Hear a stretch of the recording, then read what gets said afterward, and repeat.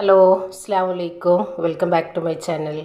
അപ്പോൾ ഇന്ന് വന്നിട്ടുള്ളത് എങ്ങനെയാണ് നമുക്ക് ഹോം മെയ്ഡായിട്ട് ചിക്കൻ മസാല റെഡിയാക്കി എടുക്കാമെന്നൊന്ന് കണ്ടു നോക്കിയാലോ.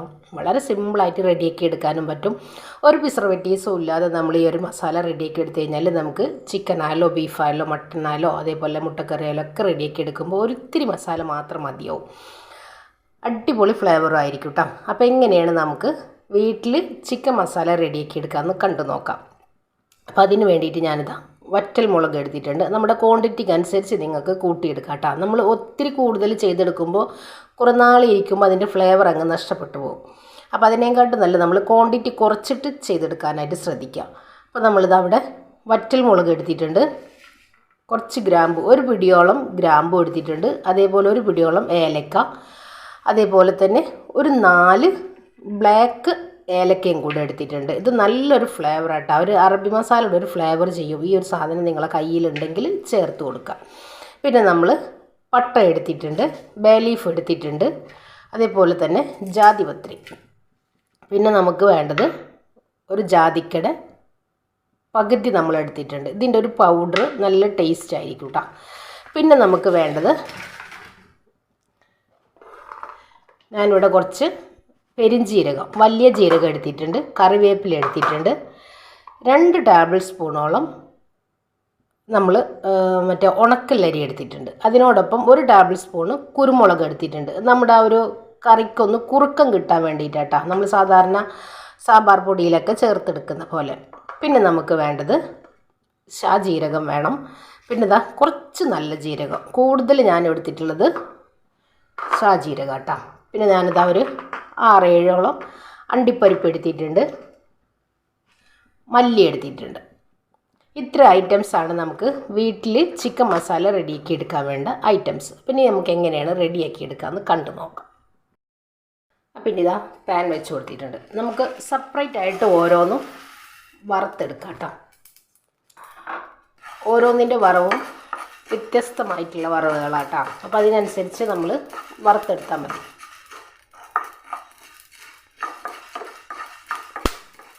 അതേപോലെ തന്നെ മല്ലി ഒത്തിരി കൂടുതൽ നമ്മൾ എടുക്കണ്ട. ഒരു 1/4 കപ്പ് മല്ലി അങ്ങനെ എടുത്താൽ മതിയാവും. ഒരുപാട് മല്ലി ആയി കഴിഞ്ഞാൽ നമ്മുടെ ആ ഒരു ചിക്കൻ മസാലയുടെ ഫ്ലേവർ നഷ്ടപ്പെട്ടിട്ട് മല്ലിയുടെ ആ ഒരു കുത്തൽ വരും നമുക്ക്. അപ്പോൾ അതിനനുസരിച്ചിട്ട് മല്ലി കുറവാക്കി എടുക്കാം കേട്ടോ.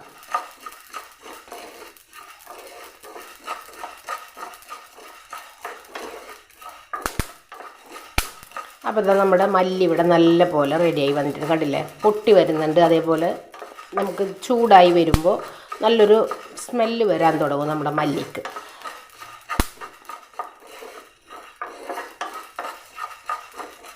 ഇനി നമുക്കിതൊരു പരന്ന കുറച്ച് വലിപ്പമുള്ള പാത്രത്തിലേക്ക് നമുക്കൊന്ന് മാറ്റിയെടുക്കാം, പെട്ടെന്നൊന്ന് തണുത്ത് വരാൻ വേണ്ടിയിട്ട്. ഇത്രയും മതി. പിന്നെ ഇതിലേക്ക് നമുക്ക് ജീരകം വറുത്തെടുക്കാം. ഞാൻ ജീരകം 3 ഒരുമിച്ചാണ് വറുത്തെടുക്കുന്നത്.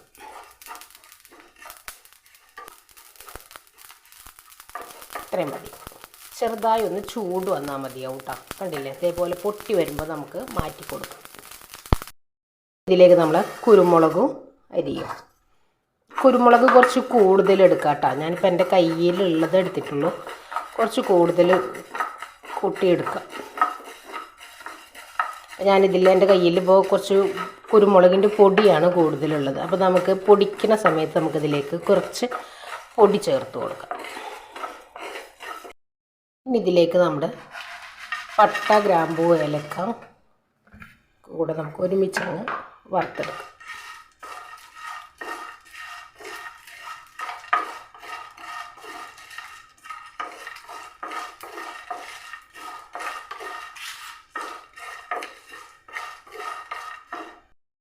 ഇതിലേക്ക് നമുക്ക് കറിവേപ്പില,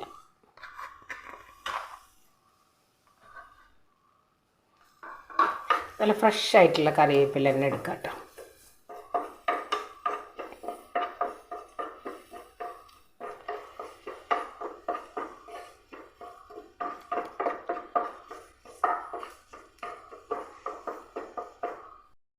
ഇതിലേക്ക് നമുക്ക് നമ്മളെടുത്ത് വെച്ച നമ്മുടെ ഈ ഒരു മുളകും അണ്ടിപ്പരിപ്പും കൂടെ ഒന്ന് ജസ്റ്റ് ഒന്ന് ചൂടാക്കിയെടുക്കും.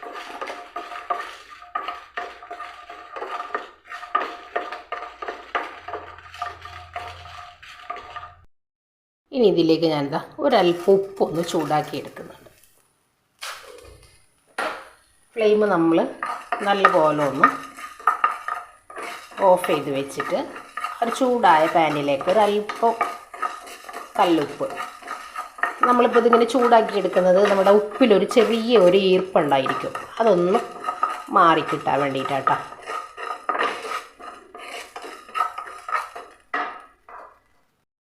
അപ്പോൾ ഇനി നമുക്കിത് മിക്സിയുടെ ജാറിലേക്ക് ഇട്ടിട്ട് നല്ലപോലെ ഒന്ന് പൊടിച്ചെടുക്കാം. നന്നായി ഒന്ന് തണുത്ത് വന്നിട്ടുണ്ട്.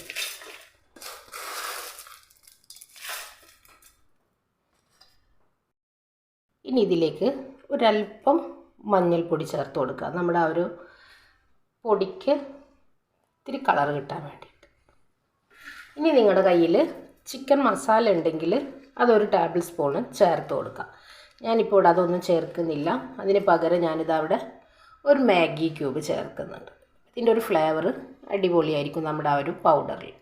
ഇതും കൂടി ചേർത്തിട്ട് നമുക്കിതൊന്ന് ഫൈനായിട്ട് പൊടിച്ചു കൊണ്ടുവരാം. അപ്പോൾ ഇതാ നമ്മൾ പൊടിച്ചു കൊണ്ടുവന്നിട്ടുണ്ട്, കണ്ടില്ലേ. ഒരുപാട് ക്വാണ്ടിറ്റിയിൽ നമ്മളിത് ചെയ്തെടുക്കേണ്ട ആവശ്യമില്ല. നമ്മൾ ഒത്തിരി ദിവസം ഇത് വെക്കുമ്പോൾ ഇതിൻ്റെ ആ ഒരു സ്മെല്ല് അങ്ങോട്ട് നഷ്ടപ്പെട്ടു പോകും. നല്ല അടിപൊളി സ്മെല്ലാട്ടോ.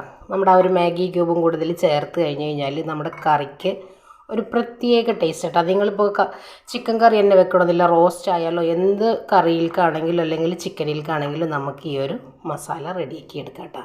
നമുക്കിനി പുറത്ത് പോയിട്ടൊന്നും മേടിക്കേണ്ട ആവശ്യമില്ല, അത്രയും ഫ്ലേവറാണ് ഈ ഒരു.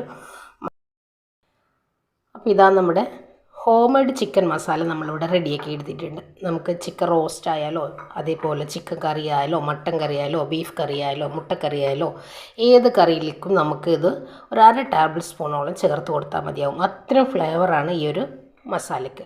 വളരെ സിമ്പിളായിട്ട് നമുക്ക് വീട്ടിൽ റെഡിയാക്കി എടുക്കാനും പറ്റും. അതേപോലെ നിങ്ങൾ ഒരുപാട് ക്വാണ്ടിറ്റിയിൽ ഈ റൈറ്റ് റെഡിയാക്കി എടുത്ത് വെക്കരുത് കേട്ടോ, കാരണം ഇതിൻ്റെ ഒരു ഫ്ലേവർ അങ്ങ് നഷ്ടപ്പെട്ടു. നമുക്ക് ആവശ്യത്തിനനുസരിച്ച് ചെറിയൊരു ബോട്ടിലിന് കണക്കാക്കിയിട്ട് നമ്മൾ ചെയ്ത് വെച്ച് കഴിഞ്ഞാൽ നമുക്കിത് ഉപയോഗിച്ച് കഴിഞ്ഞതിന് ശേഷം വീണ്ടും ഇതേപോലെ റെഡിയാക്കി എടുത്താൽ മതി.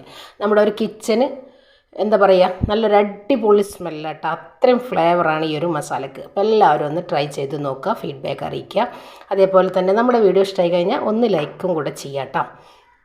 അപ്പോൾ ഇൻഷാ അല്ലാഹ് നാളെ നമുക്ക് മറ്റൊരു വീഡിയോ കാണുന്നവരെ അസ്സലാമു അലൈക്കും.